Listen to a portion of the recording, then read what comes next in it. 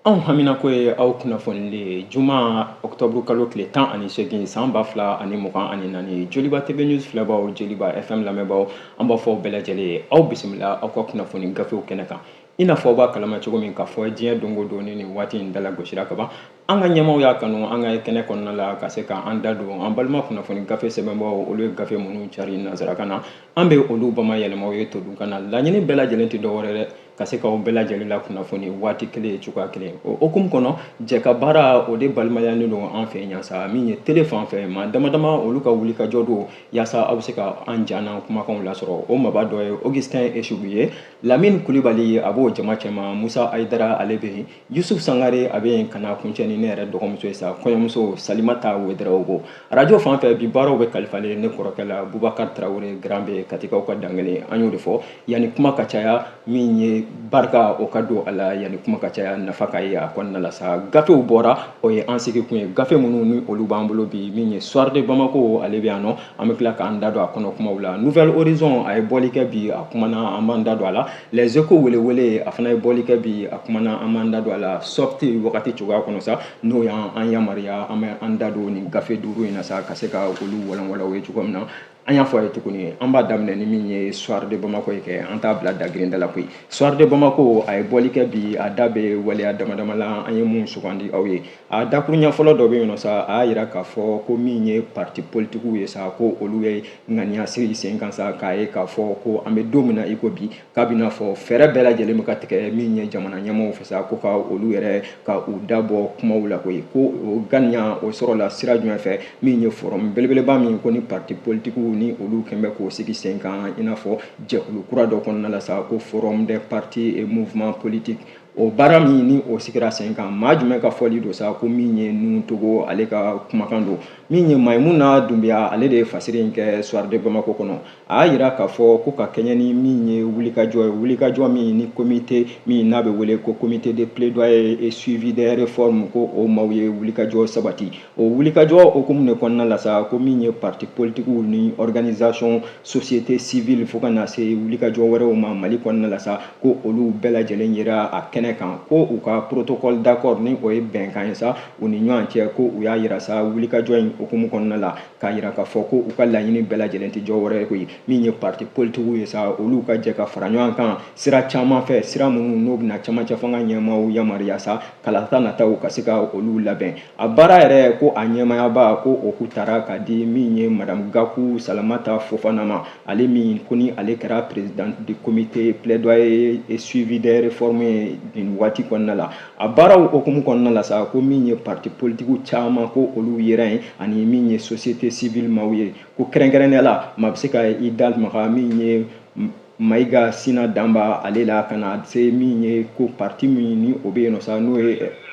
RFM ka na se min ye wulikajɔ caman ye ko o baaraw tagabolo kɔnɔna la sa olu ye wulikajɔ minnu ni u y'a sabati ko u y'a sigi sen kan tagabolo dɔ kɔnɔ tagabolo min ni o tɛ dɔwɛrɛ ye koyi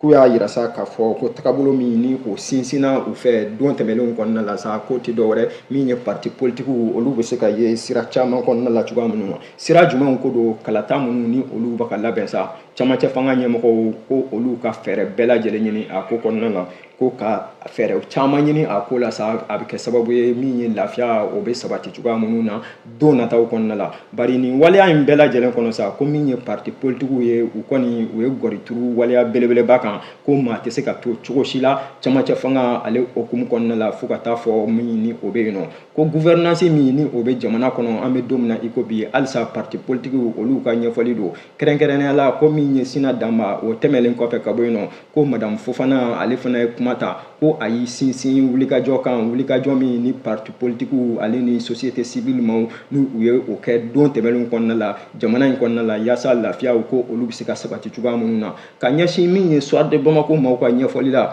ko bakuruba la kɔni min ye parti politiques ye sa u y'a jira k'a fɔ ko u ka nin jɛkulu kura in bɛnkan minnu ni o bɛ u bolo jɛkulu in kɔnɔ n'o ye forum des partis mouvements politiques politique min ni o sigin bɛ sen kan sa k'o ti dɔwɛrɛ ko laɲini wɛrɛ t'u bolo parti politique bɛ se ka don da kelen fɛ cogo min ka bɔ da kelen fɛ ko hali ni ka sɔrɔ an bɛ don min na i ko bi min ye gouvernance apaisée sa ni o ti jɔwɛrɛ maracogo ɲuman ko o gɛlɛyalen don an bɛ don min na i ko bi ko waleyaw bɛɛ lajɛlen a tɛ se ka sabati cogo si la kalata min ni o bɛ kɔnɔna ko ni olu ma sigi sen kan ko ka kɛɲɛ ni maa wɛrɛ ka ɲɛfɔli ye min fana ye parti politique maa belebeleba ye ko ni o ye Mamadu Umaru Sidibe ko ale yɛrɛ min ye président ye ka ɲɛsin forum in hakilina ma sa n'o ye lajɛ ye ko a y'a jira k'a fɔ ko a bɛ waati jan bɔ parti politique k'u da magara nin waleya ninnu na k'a jira k'a fɔ ko jamana tɛ se ka to cogo si la min ye bɛɛjɛ fanga o k'a sɔrɔ o ma sabati waleyaw kɔnɔna la bɛɛjɛ fanga ko n'a fɔra k'o ka sabati waleyaw kɔnɔna la sa a tɛ taa cogo si la fo min ye camancɛ fanga ye wagati kunkurunin o ka di o ko kɔnɔna la ko bari k'a kɛ wagati kuntalajan ye sa ko faamuyali ko o tɛ sɔrɔ nin ko kɔnɔna la nin wagati kɔnɔna la cogo si la Maimuna Dunbiya ale ka fasiri don a bɛ Soir de Bamako kɔnɔna la aw bonya b'a la.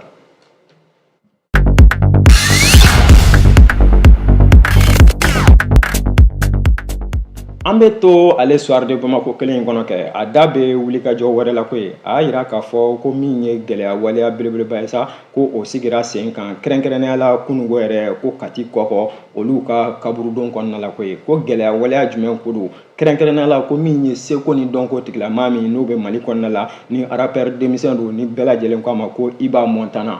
Montana ko ale ni min ye a ka jɛkulu sa ko olu de wulikajɔ kɛ ka ɲɛsin min ye Kati kɔkɔ kaburudon yɛrɛ o kɔnɔna ma Laya Jara ale ka fasiri don a y'a jira k'a fɔ ko wulikajɔ jumɛn don kɛrɛnkɛrɛnnenya la Kati kɔkɔ kaburudon yɛrɛ kɔnɔna la sa ko min ye Iba Montana a n'a ka jɛkulu ko u ye wulikajɔ de sabati yen nɔ wulikajɔ min n'o ti dɔwɛrɛ ko Iba Montana y'a latigɛ sa k'a fɔ ko a ka clip kura n'o y'a ka dɔnkili kura ye sa rapu tagabolo kɔnɔ ko a bɛna taa o fan dɔ ka t'o tourner min ye Kati kɔkɔ kaburudon kɔnɔ an ka kuma tɛ a bɛ Soir de Bamako kɔnɔ ko nin waleya min ni o sigira sen kan Iba Montana fɛ sa ko a nana ye k'a fɔ a bɔlen kɔfɛ Burkina mara kɔnɔ a ka tournée dɔ tagabolo kɔnɔ tournée min ko ni o yɛrɛ ma bɔ k'a sababuya kɛ Burkina ɲɛmaaw ko olu ma jɛ ni o waleyaw ye o bɛɛ tɛmɛlen kɔfɛ ka bɔ yen sa ko min ye Iba Montana ye a ye nin wulikajɔ ka a sabati an bɛ don min na i ko bi kunungo sa ko a y'a ɲini k'a fɔ ko a ka clip kura a bɛna taa kɛ Kati kɔkɔ bari kɛrɛnkɛrɛnnenya la kaburudon ale kɔnɔ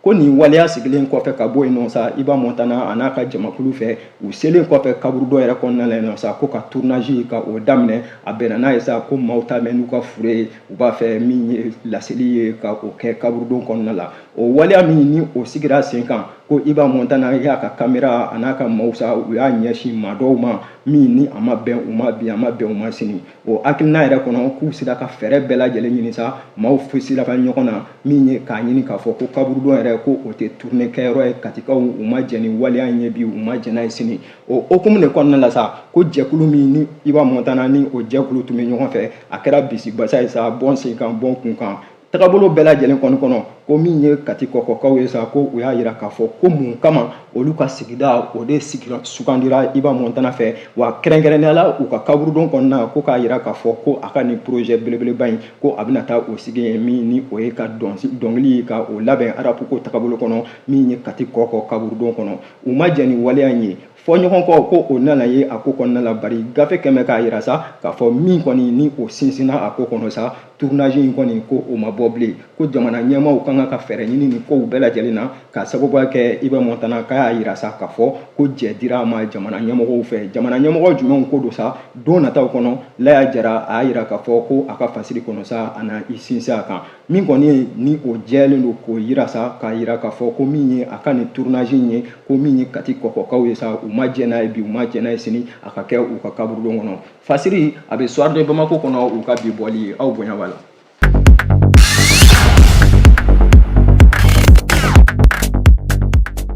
An bɛ bɔ Soir de Bamako kɔnɔ k'an ɲɛsin Nouvelle Horizon ma kɛ Nouvelle Horizon a fana ye bɔli kɛ bi a da bɛ wulikajɔ damadama la an ye min sugandi aw ye koyi a ka dakuruɲɛ dɔ bɛ yen sa a y'a jira k'a fɔ ko min ye promotion ye ko o kɛra min ye camancɛ fanga ɲɛmɔgɔ fɛ ka ɲɛsin min ye colonel wɔɔrɔ ma colonel wɔɔrɔ min ni olu sigira ka u sinsin baaraw tagabolo kɔnɔna la ko o waleya o kɛlen kɔfɛ ka bɔ yen sa min ye Nouvelle Horizon a ka ɲɛfɔli a ka bakuruba la sa a yira k'a fɔ ko maa dɔw bɛ yen ko olu y'a yira k'a fɔ ko tare don ko bari ko maa dɔw bɛ yen ko a digira olu la fo k'a fɔ k'a digir'u la ni o ye grincement des dents ye ko o baara min ni o sabatira jamana ɲɛmaaw fɛ sa ko maliyɛnw u y'u hakilina di a ko kɔnɔna la koyi gafe da b'a la Nouvelle Horizon don min ye Mamani Ture ale ka fasiri don a y'a yira k'a fɔ ko min ye wulikajɔ ye sa wulikajɔ min ni jamana ɲɛmaaw ni u y'o sabati ko finitigi minnu ni olu ye fanga daragi ka o kɛ Ibrahim Boubacar Keita ale n'a ka fanga la i n'a fɔ gafe da b'a la cogo min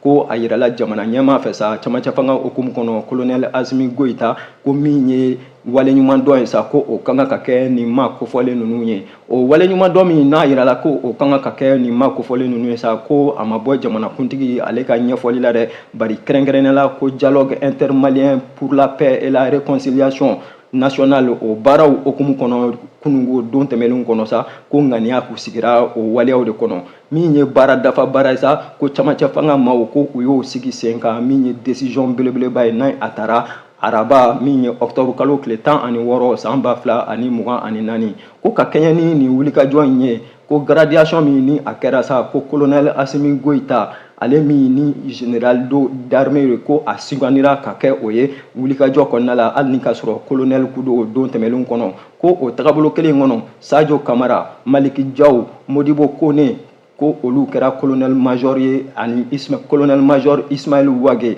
ko nin bɛɛ lajɛlen kɛra gradiw ye gradi minnu ni olu barika bonyana n'a kɛra général de corps d'armée ye ko o baaraw fana kɔnɔ ko min ye ministre kɔrɔ min ni o bɛ yen nɔ ni o ye ancien ministre ye sa premier ministre Musa Mara ko o ye a hakilina di a ko la koyi Nouvelle Horizon ka ɲɛfɔli don u y'a yira sa k'a fɔ ko Musa Mara y'a yira k'a fɔ ko nin décision min ni a talen filɛ nin sa ko waleya don waleya min ni sariya sɔsɔ don sira caman fɛ ko o sira minnu ni a da bɛ olu la sa a y'a fɛsɛfɛsɛ k'a yira k'a fɔ ko tagabolo bɛɛ lajɛlen kɔnɔ jamana bɛ lahaliya min kɔnɔ an bɛ don min na i ko bi ko min ye musakakow ye n'o ye finance publique kana se wulikajɔ wɛrɛw ma ko a tun ka kan cogo bɛɛ lajɛlen na sa min ye fɛɛrɛw ye jamana ɲɛmaaw ka u sinsin o de kan ko ka fisa ni sugandili ninnu ye sugandili minnu n'u fɛn bɔlen filɛ nin sisan ka o kɛ Musa Mara ale ka ɲɛfɔli la Nouvelle Horizon kɔnɔ ko o tɛmɛlen kɔfɛ ka bɔ yen nɔ ko min ye entrepreneur belebeleba dɔ ye sa n'o ye Amadu Baye Boli ko ale fana ye hakilina di k'a yira k'a fɔ ko nin waleya min ni a sigilen filɛ nin sa ko a bɛ se ka faamu ko k'a sababuya kɛ maaw de don maa minnu ni u ye wulikajɔ sabati Mali kɔnɔna la yaasa bɛɛ lajɛlen bɛ se ka lafiya sɔrɔ a bɛ i n'a fɔ gafe kɛmɛ ka min ye maliyɛn caman ka olu hakilinaw de ɲini nin waleya kɔnɔna la n'i y'a jateminɛ hakilinaw bɛ ɲɔgɔn sɔsɔ waati dɔw kɔnɔ u bɛ ɲɔgɔn sɔrɔ waati dɔw kɔnɔ maa caman kɔni hakilina di a kɔnɔ dɔw ko a bɛnna dɔw ko a ma bɛn ko bakuruba la min ye classe politique maaw ye sa ko n'i y'a jateminɛ gafe ka ɲɛfɔli la k'olu y'a yira k'a fɔ ko groupement politique minnu ni olu bɛ jamana kɔnɔna la yan ko u sɔmina nin waleya ninnu na waati jan ko nin gouvernement dɔrɔn tɛ gouvernement caman tɛmɛna ko sugandili caman nana ye a kow kɔnɔna la ko bari min ye k'a fɔ ko nin waleya in a ka bɔ min ye finitigiw fan fɛ ko o de balila u la kosɛbɛ kosɛbɛ i n'a fɔ min ye premier ministre kɔrɔ Musa Mara ni parti yɛlɛma o ɲɛmaa don ale y'a fɔ cogoya min na fasiri Mamani Ture ale de ye fasiri in kɛ Nouvelle Horizon kɔnɔ u ka bi bɔli aw bonya b'a la.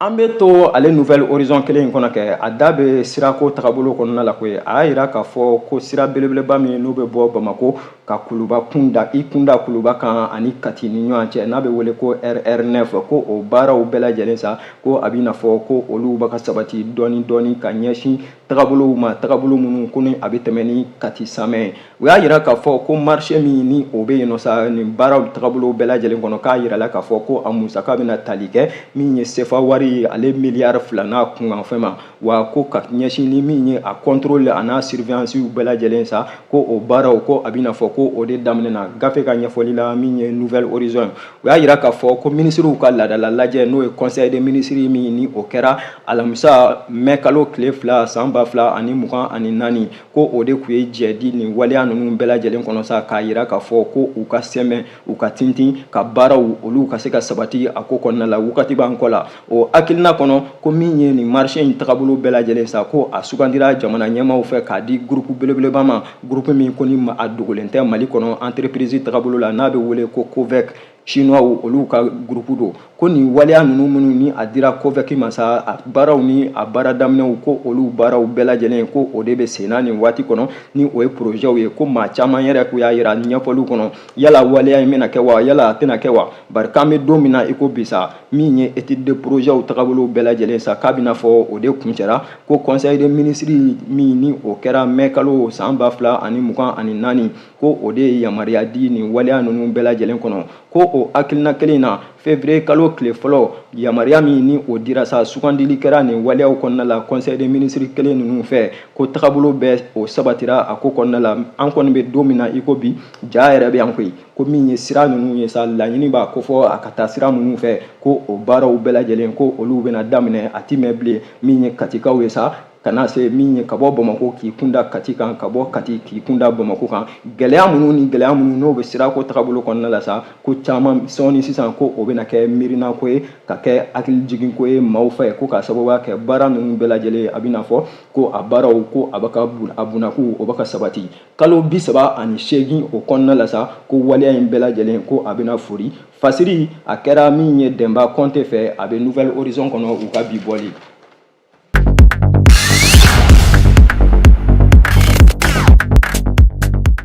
N'an bɔra Nouvelle Horizon kɔnɔ an b'an ɲɛsin les échos welewele ma les échos welewele a fana ye bɔli kɛ bi a da bɛ wulikajɔ damadama la a y'a yira k'a fɔ ko min ye lycée électoral o révision tagabolo kɔnɔna o tɛ dɔwɛrɛ ko gafe min n'o bɛ maaw yamaruya ka kalata o kɛ an b'a dɔn k'a fɔ don tɛmɛnen kɔnɔna la sa Mali fantan ani 4 bɛɛ lajɛlen laɲini kɛra camancɛ fanga ɲɛmaaw fɛ sa k'a fɔ maaw ka taa lajɛli kɛ ni u tɔgɔw b'a la majɛ ni majɛ minnu bɛ yen nɔ sa ka se ka fɛɛrɛ ɲini o la o waleya minnu ko ni o bɛ Mali fantan ani 4 na an bɛ don min na i ko bi kɛrɛnkɛrɛnnenya la min ye les échos welewele u da bɛ min ye Bananbata de la u y'a yira sa k'a fɔ studio tamani olu ka fasiri don ko min ye bananbakaw ye sa k'a bɛna fɔ ko maaw ta k'u kunsiɲɛ ka bɛn ni nin waleya in ye koyi k'u kɛmɛ k'a furan n'u tɛgɛ kɔ ye a y'a yira sa ɲɛfɔli kɔnɔ studio tamani maaw ka ɲɛfɔli don les échos kɔnɔ ko min ye bananbakaw ye sa ko faible affluence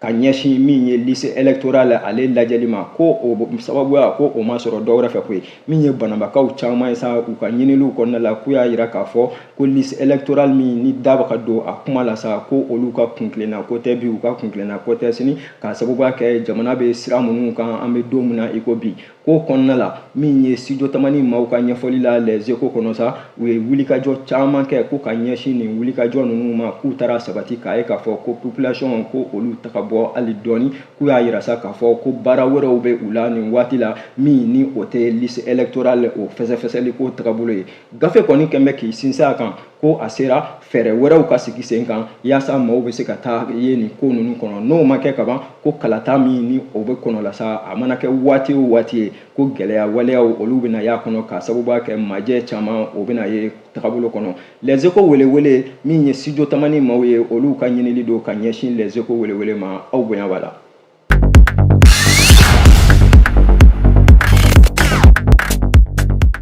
An bɛ to o gafe kelen in kɔnɔ kɛ a da bɛ wulikajɔ wɛrɛ la a y'a yira k'a fɔ ko kɛnɛyaso min n'o bɛ wele ko hôpital Somino Dolo fo ka na se min ye garnison di camp min ni o bɛ Sevare mara kɔnɔna la sa ko wulikajɔ sabatira minisiri fɛ minisiri min ni o tɛ maa wɛrɛ ko ye Asa Bajalo Ture ko ale ye wulikajɔ sabati ka kɛɲɛ ni nin kɛnɛyaso ale ni kan kɔnɔna ye sa ko min ye évaluation ani motivation ka ɲɛsin wulikajɔw ma wulikajɔ minnu n'o bɛ kɛnɛya ko ale tagabolo ko fɔ gafe y'a yira les échos welewele ka ɲɛfɔli don u y'a yira k'a fɔ ko ka kɛɲɛ ni min ye colonel Asa Bajalo Ture ni ale ye minisiri ye min ka baara bɛn bɛ kɛnɛya tagabolo ani yiriwa tagabolo ma sa ko ale ka wulikajɔ hukumu kɔnɔ ko a y'i senbɔ i kɔnɔkɔrɔ ka se hôpital Somino Dolo ale kɔnɔna la fo ka taa se min ye infirmerie min ko ni o bɛ garnison de camp Sevare kɔnɔna la yen nɔ ni o y'u ka kasobon kɛnɛyaso ye sa ko ka taa lajɛliw kɛ yen nɔ lajɛli ninnu k'u kun ti dɔwɛrɛ ko ye ko ka taa jateminɛ sa don tɛmɛlenw kɔnɔna la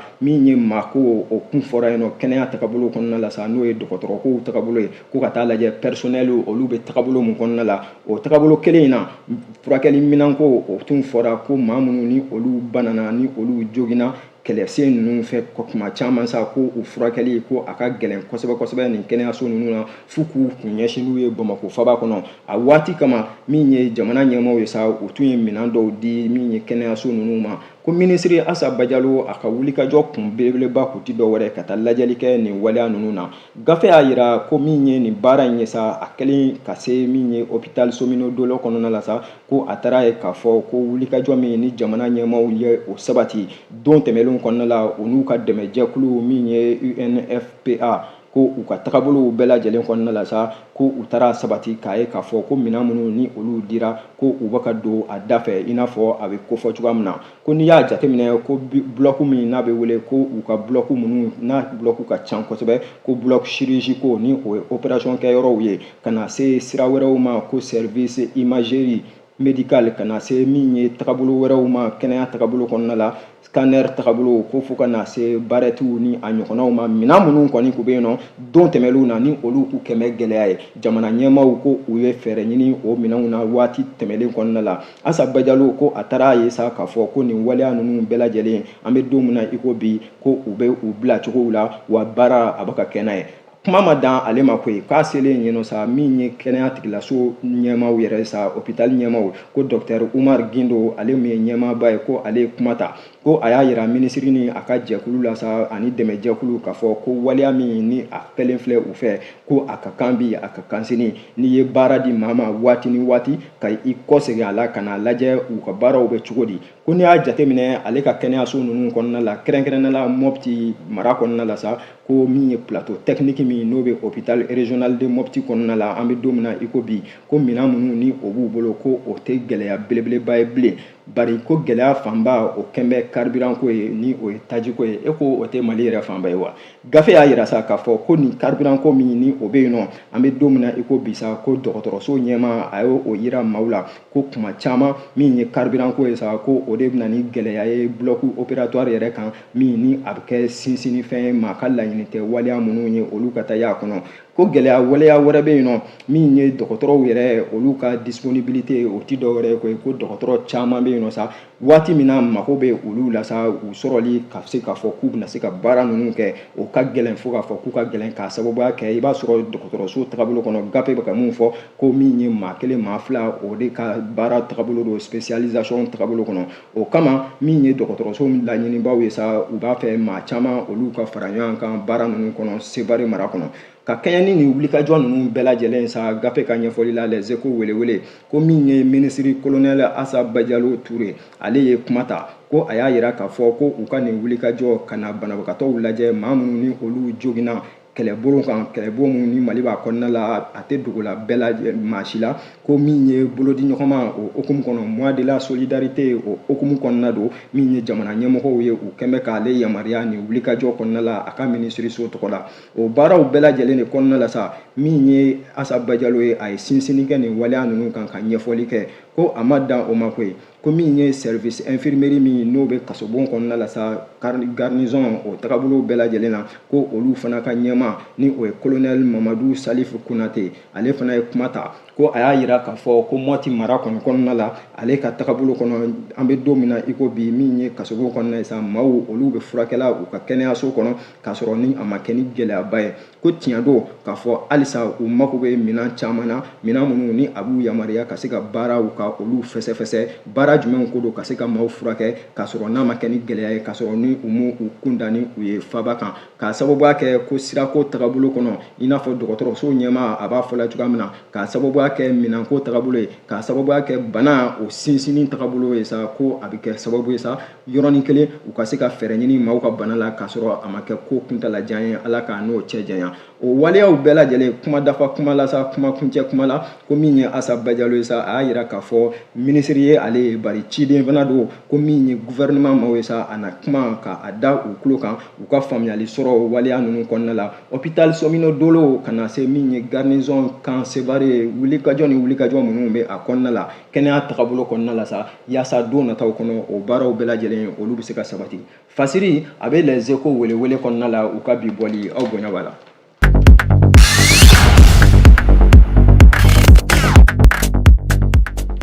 an b'a datugu ni soft kɛ soft a fana ye bɔli kɛ bi a da bɛ wuli ka jɔ la ko ye a y'a yira sa k'a fɔ ko min ye suɲɛli waleya belebeleba ye sa kɛrɛnkɛrɛnnen ka ɲɛsin min ye bolifɛn ma ni o ye mobili yɛrɛ ye sa ko o kɛra min ye ɲamana mara kɔnɔna la softi maaw u da b'a la kɛrɛnkɛrɛnnenya la Adama Konate a y'a yira sa k'a fɔ ko ka kɛɲɛ ni min ye commissariat de police min n'o bɛ Sirakɔrɔ Mɛgɛtan ko olu ka wulikajɔ hukumu kɔnɔ ka kɛɲɛ u ka ɲɛmaaba ni o y'u ka commissaire principal Sori Ibrahim Tungara ko olu ye wulikajɔ sabati ka maa dɔ wele bɔgɔ jeninen sanfɛ min ye baara ni a kɛra octobre kalo o tile 6 tɛmɛlen ko maa fila kudo maa fila minnu ko ni sɔminkɛ b'u la k'a fɔ ko u ye ko tan u bɛ maaw ka mobiliw ka olu daragi sira bɛɛ lajɛlen kɔnɔna la softi maaw da b'a la u y'a yira k'a fɔ ko ka kɛɲɛ ni ɲɛfɔliw ye ɲɛfɔli minnu n'u y'o olu sɔrɔ finitigilakaw fɛ kɛrɛnkɛrɛnnenya polisiw k'u taara ye k'a fɔ ko wulikajɔ de kɛra maa caman bɛ yen sa ko olu taara polisiso la ka taa plainte don ka ɲɛsin u ka bolifɛnw o suɲɛli ko tagabolo ma ko laban min ni o kɛra ko katikati dɔ yɛrɛ do koyi k'u taara ye k'a fɔ ko parking dɔ bɛ yen nɔ sa ɲamana kɔnɔna la yen nɔ min ye bolifɛnw ye sa ko u bɛ taa daga yen yɔrɔ la parking tigilamaw u b'a lajɛ ka bolifɛn ninnu feere Sirakɔrɔ Mɛgɛtan ko o baara min ni o bɛ yen nɔ sa maa dɔ de bɛ yen nɔ sa min ni a ka bolifɛn ni o suɲɛna ale taara lala ka taa ka bolifɛn i n'a fɔ softi maaw b'a fɔ la cogoya min ka taa ka bolifɛn sɔrɔ parking kɔnɔ a b'a ka feere o hakilina kɔnɔna la sa ko a ye wulikajɔ sabati ka ɲɛsin min ye sariya tigilamɔgɔw ma polisiso maaw ma olu ye enquête kɛ enquête min ni Kɔnpol Dawuda Tarawele ale n'a ka cɛdenw ko n'u ye u sinsin a kan o sinsinni de hukumu kɔnɔna la i n'a fɔ softi maaw b'a fɔ la cogo min ko maa dɔw tɔgɔ olu fɔra a ko kɔnɔ kɛrɛnkɛrɛnnenya la maa fila ni olu ye ko deux individus ko olu minnu ni olu tun bɛ yen nɔ waati bɛɛ lajɛlen na sa n'u bɛ yela bolifɛn ninnu kɔnɔna la wulikajɔ tagabolo kɔnɔ o wulikajɔ min ko ni o sabatilen kun don u fɛ ko waati ni waati yɛrɛ u k'u b'u kunda ni bolifɛn ninnu ye min ye Sikaso mara kan k'a ɲini k'a feere koyi waleya tagabolo kɔnɔ ko min ye sariya tigilamɔgɔw ye kɛrɛnkɛrɛnnenya la commissariat maaw sa ko u ye suspect fila ninnu ko ka olu minɛ ka se n'u ye min ye polisiso yɛrɛ kɔnɔ ka sɛgɛsɛgɛli kuntalajan ka o boloda u kan o waleya min ko ni o kɛra o taara wolo fɛn na sa fɛn min ni o bɛ maa nisɔndiya ko ye ko k'a sababuya kɛ maa fila ninnu a bɛna fɔ gafe bɛ k'a fɔ cogoya min ko u ye barika don kuma la u ye kuma ɲɛfɔ waleya kɛra cogoya minnu na suɲɛli ninnu a bɛ ka kɛ cogo di bolifɛnw tagabolo la sa k'a taara ye k'a fɔ ko groupe belebeleba b'u bolo maa fila in bolo groupe min n'u yɛrɛ kɛn bɛ k'a fɔ sa ko très dynamique o ti dɔwɛrɛ ye koyi u ka fɛɛrɛw ka bon kosɛbɛ kosɛbɛ bolifɛn suɲɛ o tagabolo kɔnɔna la o waleya de hukumu kɔnɔ sa bolifɛntigi fila ninnu kɔni olu ka bolifɛn kuraw olu yera parking kɔnɔna la wa ko maa kofɔlen filaw sa an bɛ don min na i ko bi u bɛ sariya tigilamɔgɔw bolo yaasa sɛgɛsɛgɛliw o kuntala bɛ se ka janya cogoya minnu na lala maa minnu ni olu ka bolifɛn suɲɛ bɛ hali ni ɲamana ta tɛ sɛgɛliw kɔnɔna la gafe bɛ k'a fɔ cogoya min na sa a bɛ se k'a ye cogoya minnu na don nataw kɔnɔ fɛɛrɛ ka se ka sɔrɔ a la Adama Konate ale ka fasiri don a bɛ softi kɔnɔna la u ka bi bɔli e ko a yɛrɛ tɛ dan siri an ka bi fasiriw la dɛ fasiri minnu ni an y'olu sɔrɔ ka u bamayɛlɛma o ye to dun kana an y'o de fɔ laɲini bɛɛ lajɛlen tɛ dɔwɛrɛ koyi ka se k'aw bɛɛ lajɛlen kunnafoni waati kelen cogoya kelen o hukumu kɔnɔ majɛ o majɛ n'a y'o ye gafe ninnu na sa kuma sen don a y'a faamu k'a fɔ kuma ye to de n'i ye dɔ ta dɔ b'a kɔ bɔ maa si tɛ kuma dɔn maa min ni kuma ka jugu o ma o ye maa ye maa min ni ale bolo ko a b'a bɛɛ lajɛlen dɔn an t'a bɛɛ dɔn halisa an ye kalanden ye n'a ye majɛ o majɛ baara kɔnɔ aw k'o bila fili minan kɔnɔ aw ka yafa o tagabolo kelen in kɔnɔ ni an bala ma an ka jɔnya jɔ an na an bɛ ɲɔgɔn sɔrɔ yan nɔ don nataw kɔnɔna la bari an bɛ kuma kelen fɔ a ye min ni o jɛn bɛ an bolo i ko min ye dalifini ye ka jɛ an bolo i n'a fɔ min ye pɛrikali ye o ti dɔwɛrɛ ko ye Joliba TV News Joliba FM su fara tile kan an ka laɲini bɛɛ lajɛlen ti dɔwɛrɛ ye k'aw kunnafoni jumɛn ko don kunnafoni gɛrɛgɛrɛw ni ala m'an ka jɔnya jɔ an na an bɛ ɲɔgɔn sɔrɔ yan don nataw kɔnɔ an b'a fɔ aw ka to sɔgɔlen télé mandi la aw ka to sɔgɔlen radio mandi la Joliba FM Joliba TV News kunnafoni fɛsɛfɛsɛlen yɔrɔ kelen pe don ala ka tile hɛrɛ